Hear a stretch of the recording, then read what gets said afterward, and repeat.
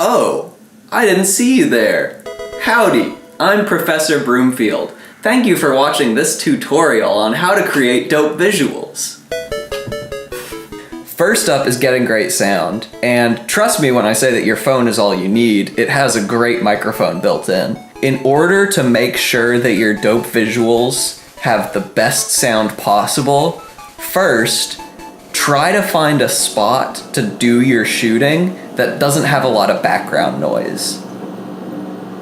A little bit of background noise can add character, and you don't have to find a completely silent and empty place to shoot, but make sure that any background noise that's there won't compete with your person speaking.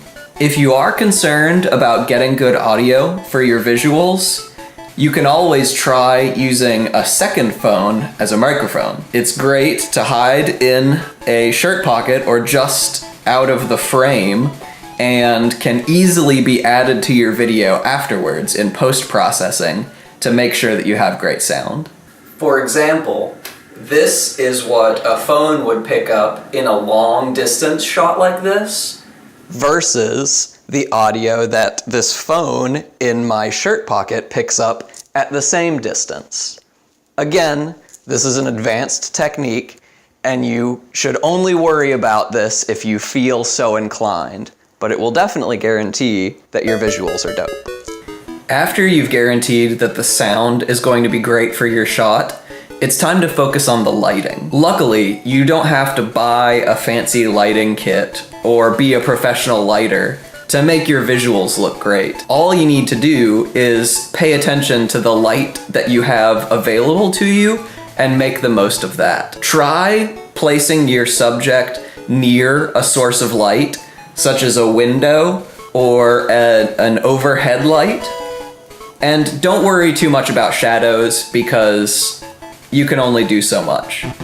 The main goal is to make sure that your subject's face is lit well so that your audience can see how dope they are. One technique I like to use while figuring out where to place my subject within a space is to use my hand as a DIY light meter.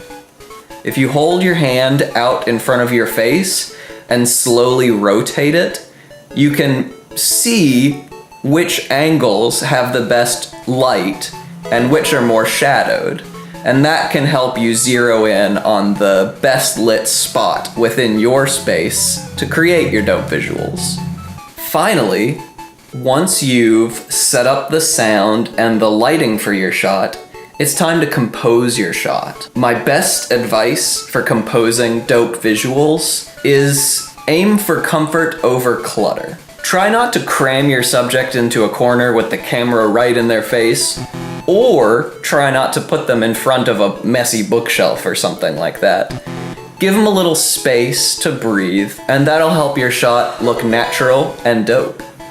And if you're interested in pushing your dope visuals to the next level, try to incorporate depth into your shot by having elements in the foreground, the midground, and the background to really make your shot look dope. Thanks for watching this tutorial, and most importantly, have fun making your dope visuals.